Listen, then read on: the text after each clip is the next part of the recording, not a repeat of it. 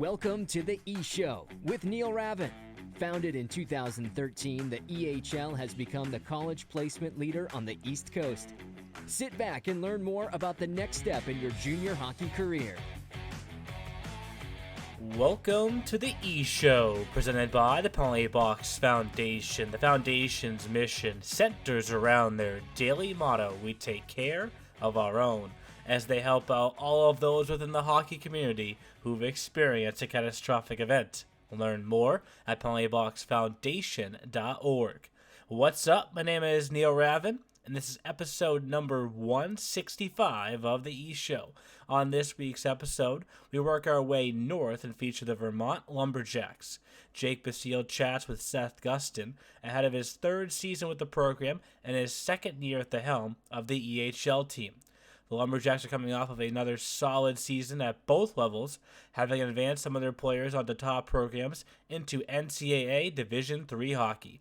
Looking ahead to the 23-24 campaign, Gustin is hoping Vermont can duplicate what they did back in the 2020-21 season and bring both teams all the way to the Frozen Finals.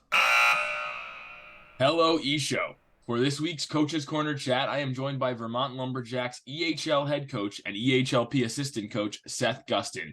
Coach Gustin joined the Lumberjacks organization in a 21-22 season as the head coach of the Premier team, bringing a Lumberjacks team to Providence for the first time. He is a product of college hockey, playing for Niagara University's ACHA Division I team before playing in 100 professional games in the Federal Hockey League, winning their championship in 2019.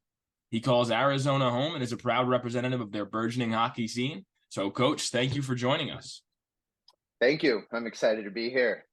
So, first year as the EHL head coach is behind you. So, what are some of your biggest takeaways of the level of hockey in the E-Show and your team's performance?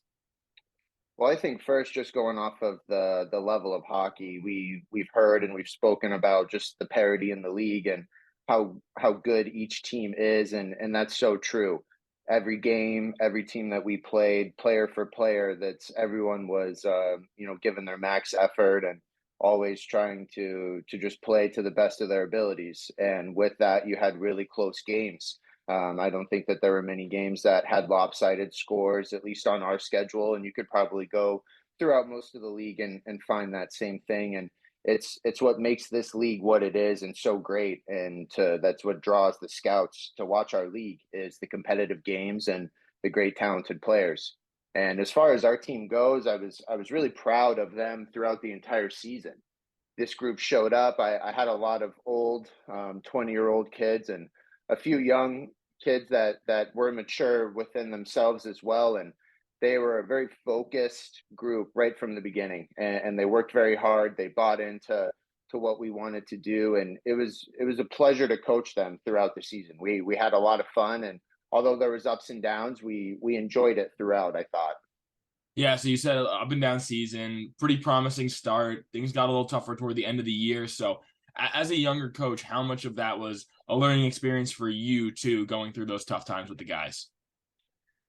It was definitely a learning experience. And I think the biggest thing too is in this position that we're in as coaches and leaders of these young men is to show them the way, to set the example. And for us, it was what we were asking of them. We were trying to display as well, showing up to the rink every day, ready to work, excited about what we were doing, trying to get better, putting in the extra hours, showing them that, hey, this is what it takes to be successful. We're here for you. We want you guys to get better, and we're hoping to have that effort reciprocated towards us, right? And that's when you see those players get better. You see them have success in practice, and then it'll translate into games.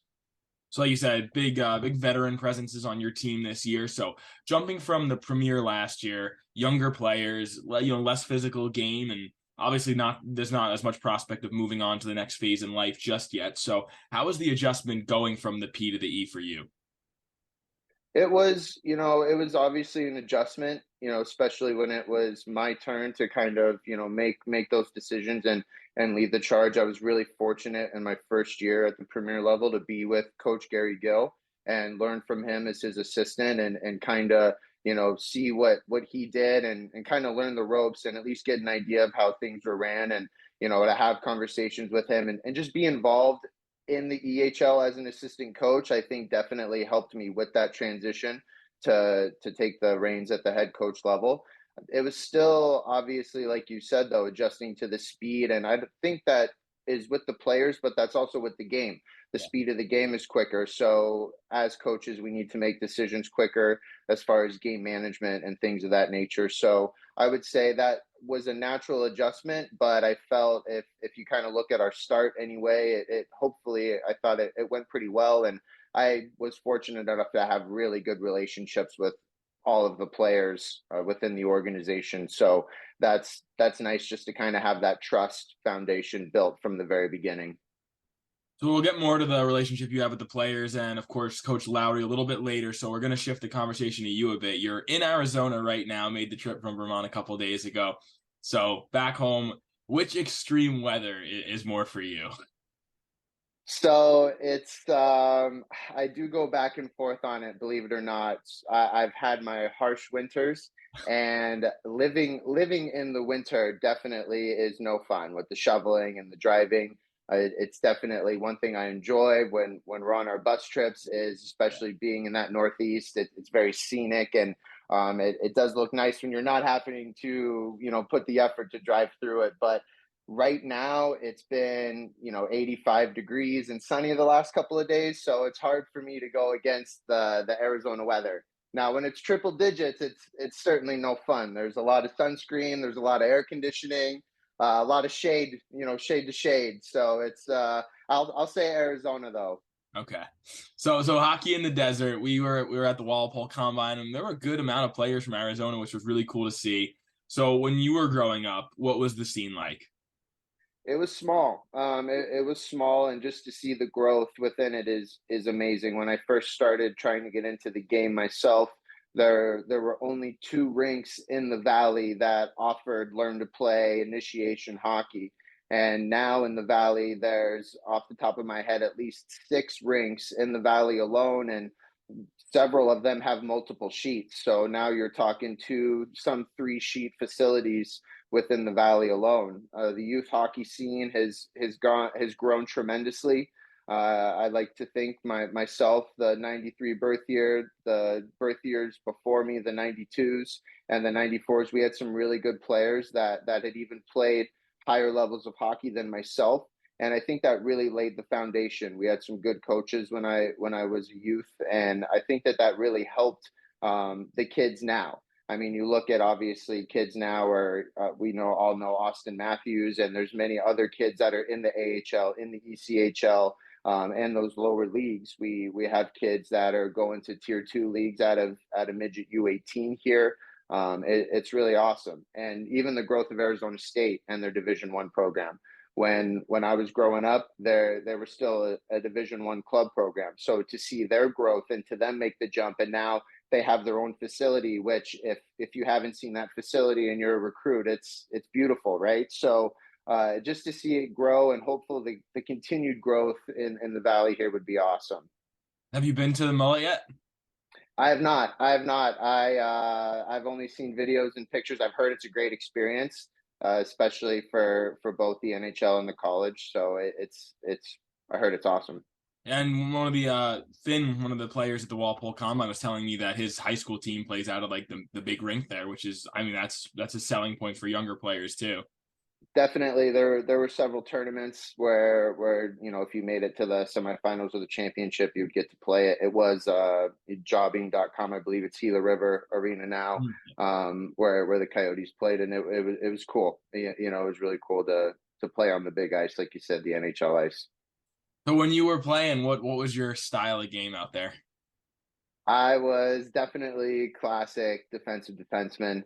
I was good first pass. I really took pride in my skating. I defended tough, and I took pride in that. I really kind of enjoyed shutting down the opposing team's better players. I found that kind of fun, and even on the offensive side of things, I just, as I got older, I did the simple things, tried to set up my teammates, just try and get shots through the blue line. but I was definitely a good first pass, block shots, be tough to play against kind of guy. And it was fun. I had a lot of fun playing. So when you went to Minnesota for junior hockey, was that your first time playing outside of Arizona, like for a season? Yep, that was my first experience with that. With the Minnesota Northern Lights Tier 3, we had a great experience. We ended up making it to Tier 3 nationals that year and got second place at nationals, and that was just a great group of kids. Really enjoyed my time there, and it was my first time away from home, so a lot of learning and a lot of growing experience, right? And I often think of these kids that are in this league. I'm not too far from being where they were. Exactly. So moving on from juniors, you went to college hockey, played ACHA with Niagara, and you were captain just by your sophomore year, which is not that long ago. So what do you remember from being a captain at such a young age? I think it taught me, how to lead in a way of, conversation and being respectful. Because as a sophomore, I'm not going to go in there and tell an upperclassman what to do. I'm going to meet on their level. I kind of talked about it, show them, set the example, not be afraid to do the work myself and to be a part of what needs to get done. I think that's kind of how sometimes leadership is done best. And again, it put me in a position at a young age to now, all eyes are on me, and it puts me in a position that I'm representing something more than myself on this team. I'm representing this whole team, and now even representing the university to a part of it. So just understanding the magnitude of it, and I took a lot of pride in it, and I've definitely learned a lot. It was a great time. We won 3 league championships in the 4 years there, and again, guys that I continue to talk to now. It was a lot of fun. And being a captain at an age not much older than the players you're coaching now, being a leader at that young age, how does that come in handy for you as a coach with junior players? Well, I think it's to understand where they're coming from. Some of these kids, this might be the first time that they've been put in those leadership roles themselves, and we expect them to have their thumb on the team and to have their pulse on the team. But what they've never done that before. They don't know how to deal maybe with small conflicts within their teammates, and when to bring things to the coach or not. So just trying to check in with them and guide them through this process, right? It's a big step, and you need to make sure that they're comfortable and that they're confident in what they're doing so they can do it to the best of their abilities. I really, especially with the leadership group, the last couple of years on both teams, I've tried to really have those good conversations with them in order to just let them grow within themselves as leaders, because they have been selected as that by their peers, by their teammates. So others around them see something within them. So I want them to see that within themselves and then learn how to enhance that and build upon that. So now they can become and grow and become a better leader in their own. So captaining your college team to the pros, playing with the Federal Hockey League's Carolina Thunderbirds, was the goal always professional hockey, or when did you kind of realize you wanted to continue with it post college? It was always to play professionally. I started playing when I was 7, and from then on, it was only hockey, all about hockey, all the time.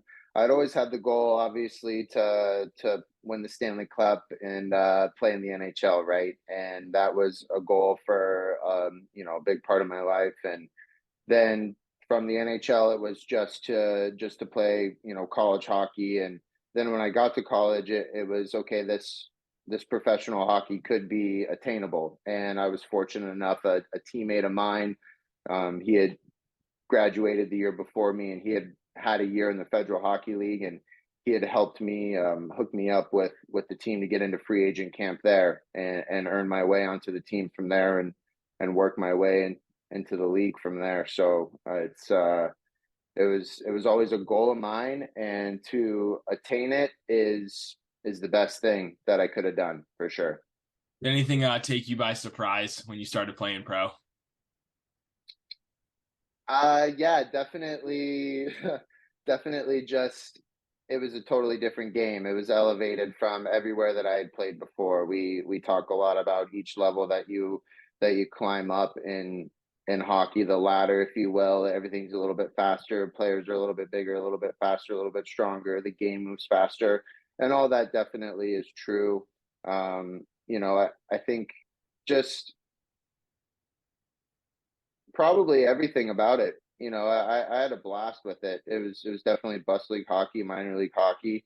Probably, it was definitely a welcome to pro hockey. My first ever shift. I got a pass from my defensive partner right in my feet. I had my head down. I looked up and I broke my nose. My first ever shift. So that was definitely, I guess, a welcome to the league, and from the rest is history from there. But it's it was just an awesome time, and it was a lot of fun to be able to play in those small towns and give be involved in that type of community.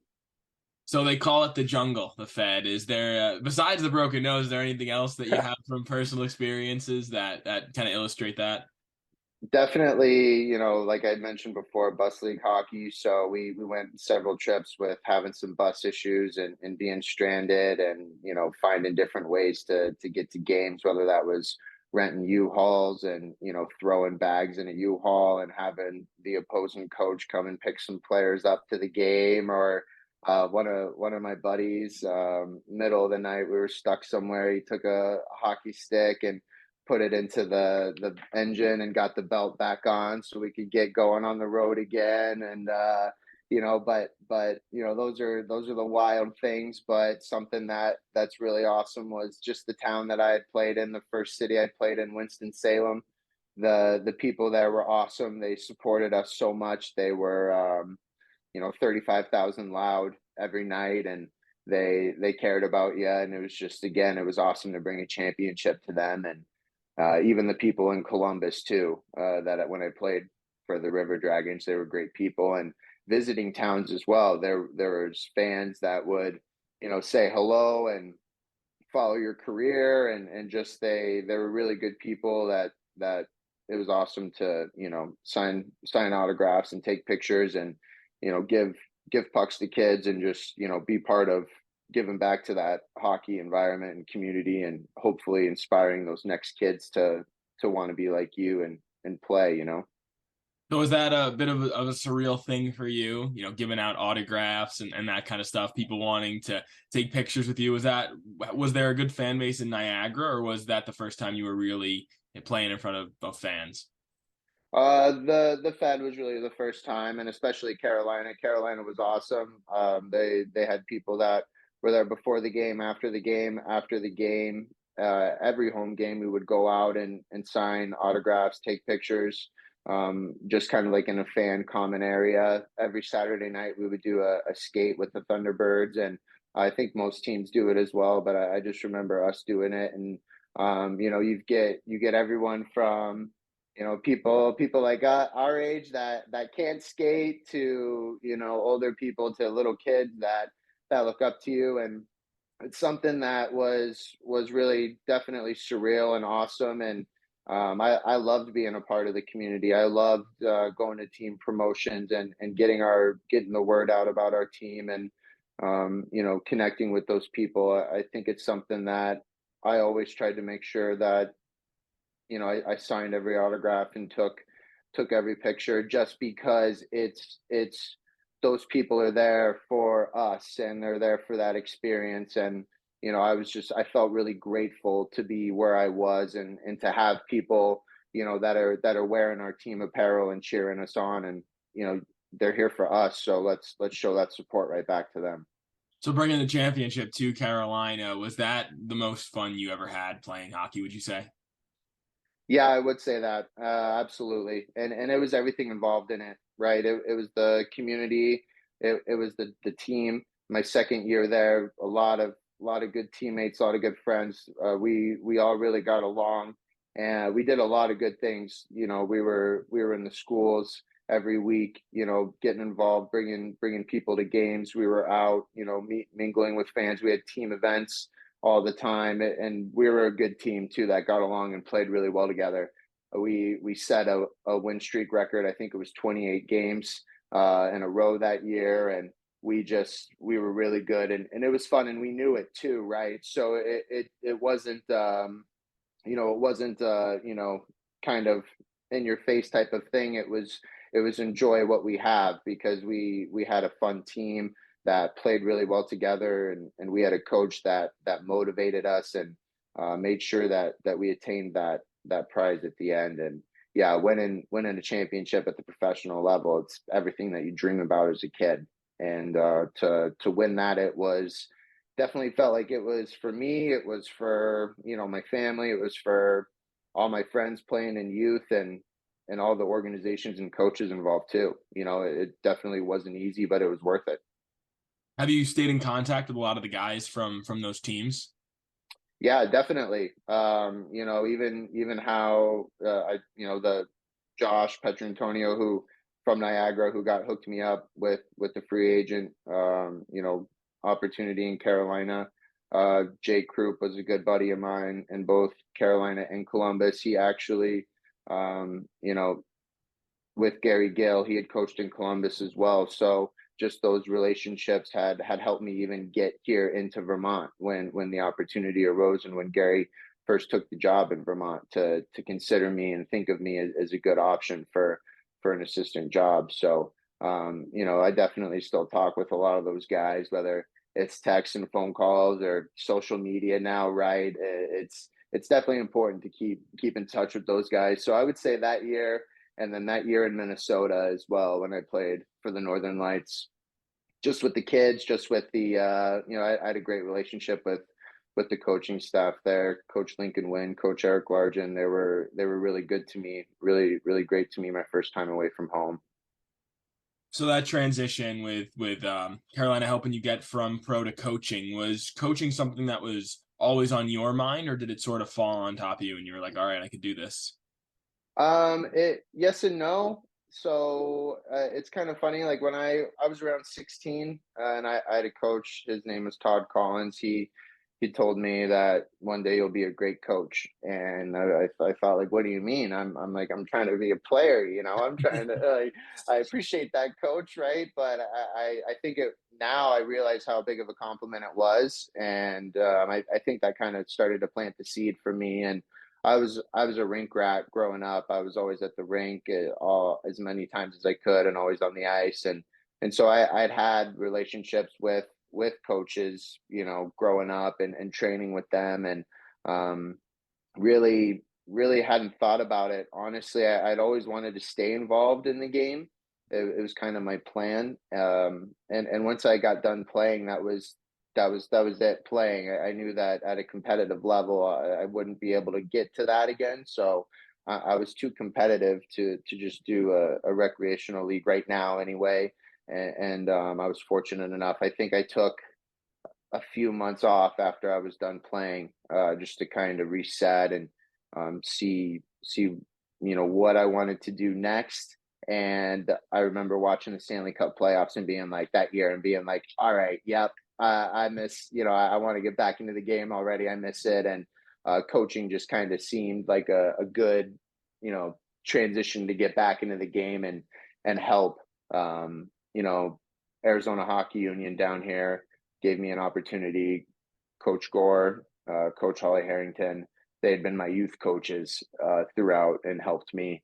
And they gave me, kind of my first opportunity down here with the local scene. And then Coach Gill gave me the call, and I came to Vermont shortly after that. So the plan was to always be involved in the game and get back in the game. Coaching has just been that avenue for me, and I love every second of it. The EHL does have a lot of great young coaches, and it's one of the best parts about this league is that it gives everybody an opportunity to move on and move up. So what were some of your biggest learning moments in your first year here in the EHL with your premier team? Attention to detail. Details matter, every single little bit of it. And then I think, every moment is a teaching moment. Especially I think early in the season, the first showcase, we had some tough losses that that were preventable, and they were preventable because, I maybe should have went over something. I should have went over something differently, or made sure that we understood what we were going to do in a certain situation, right? So, we thought I, try and hold the players accountable, and a big word for me is accountability. So, hey, here's an opportunity for me to get better. We're going to get down to the details every moment. I'm going to make sure everybody understands, their options and what to do, and just for everyone to be on the same page. So I think for me too, teaching the players is the biggest thing, on the ice, off the ice, using all the tools, because especially the Premier League itself, it's the developmental league, right? That's what they're there for. Is they're there to develop. They're close to the EHL, and they're there to develop and to make that next step forward. So I think really taking the time to make sure that they understand, and it's at both levels too, and any level, but especially there, maybe taking that extra, half a day or that extra day during the week to make sure we understand this, or that the players are getting a feel for what we want them to do. And then just attention to detail, it has been big. So being part of a historic moment for Vermont, getting to Providence the first time in the organization's history with you at the helm, was that kind of a validation of your, initial efforts with the team and what you went through in your first year? I think it was a culmination of a lot of things. I think it was, the players really, really buying into who I was, and what, what I wanted to be for them, and the type of coach I wanted to be. And I think it was, kind of just learning throughout the season about the game management, and again, a lot of conversations with Coach Gill. The nice thing again about being on the bench with the EHL team was getting to have those conversations in between periods. And then even after premier games, if he wasn't on the bench, he'd be watching, and we'd have conversations and make adjustments then, and just always going over things too. So for me, I think making it that far and making it to the finals was definitely it. It made me feel, this is something that I could be doing, that I should be doing, that I want to be doing.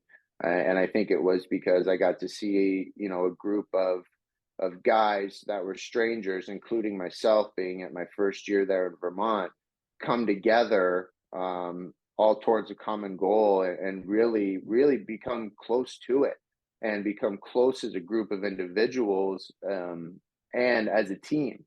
And like I said, be really close to getting that goal, to winning that championship. I think for that premier season, it was awesome because you had everything. We kind of started off slow. We got better throughout the middle of the year, and then we had really hit our stride at the end of the year. And I really enjoyed that season as well, because you got to see the development of them as individuals and as players, and that helped them as a team. And you could watch that team, and they were unstoppable for a while towards the end of that season. So it definitely made me just more passionate about what we do. So you touched on how important the relationship with the coaches. And so I got to talk to you and Coach Lowry a lot at the Walpole Combine, and he mentioned how the players really feed off your guys' relationship. When you guys are not playing at the same time, you're on each other's benches, you're traveling with each other when you guys can. So how beneficial has it been for you to work with a very seasoned hockey mind? Definitely beneficial, to bounce those ideas off of, to have those conversations with. We're constantly talking about players on both teams, games for both teams, how the weekend's going, where we're at in the standings. For age outs, what's the plan with them? Where are the schools for them, and what's, all these things. It's good to have those conversations. And again, you mentioned it, to have somebody who's as seasoned and as decorated as he is in the game, with decades of experience and coaching at multiple different junior levels. And it's been great to lean on him, and get that advice from him when you need it, whether it's, before a game, after a game. in-game adjustments and things. Being on the bench together, it's definitely been good.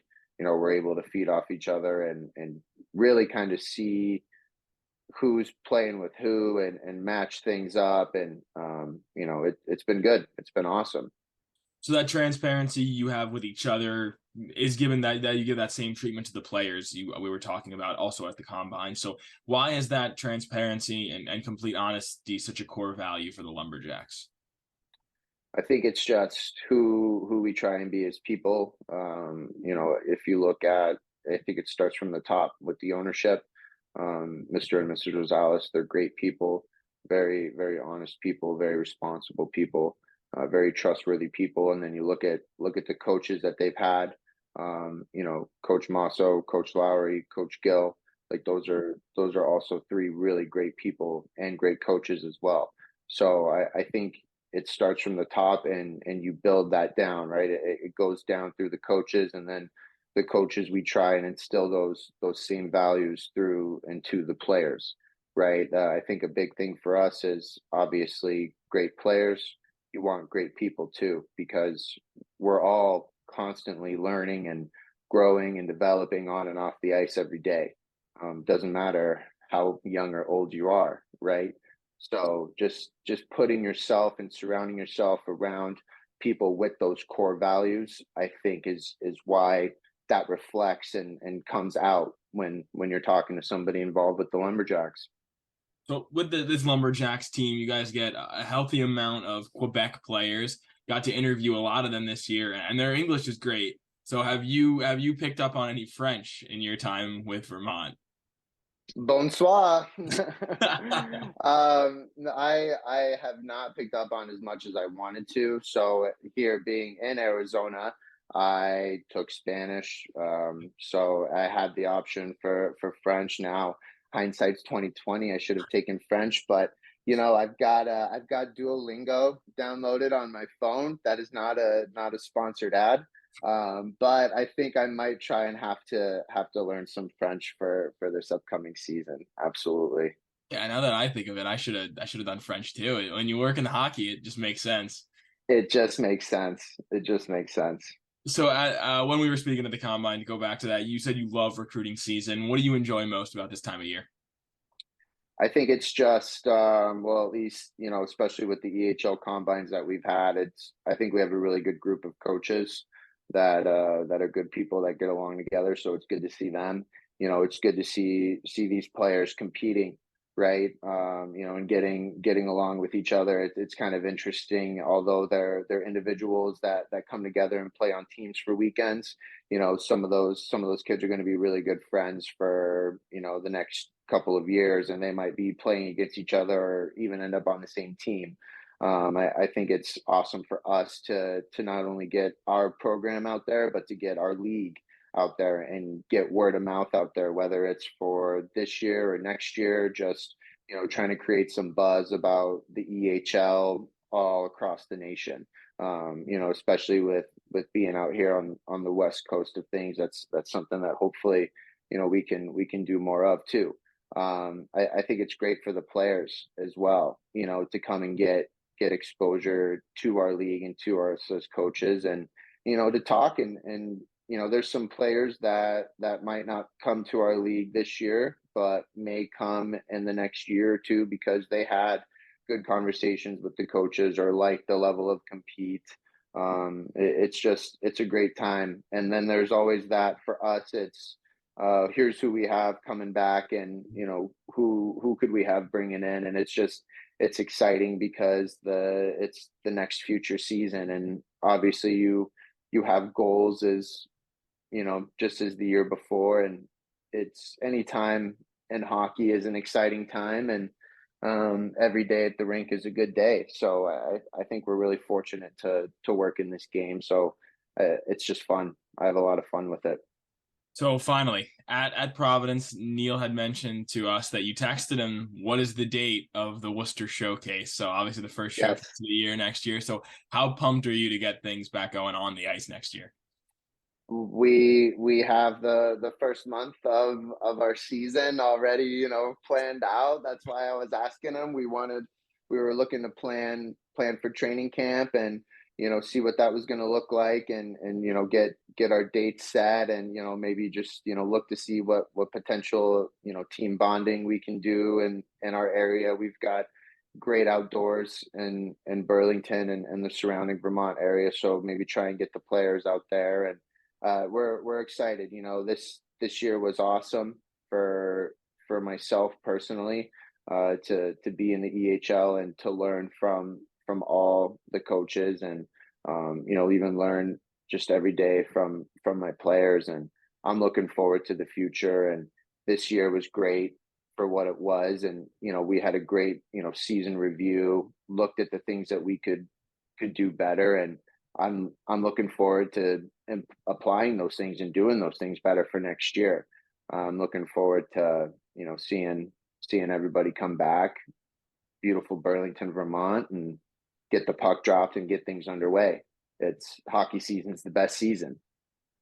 That it is, Coach, and we can't wait either. So thank you for taking the time today. Enjoy your time in Arizona. We can't wait to see what the Lumbies look like next year, man. All right. Thank you guys. Thank you guys very much. Go Jacks.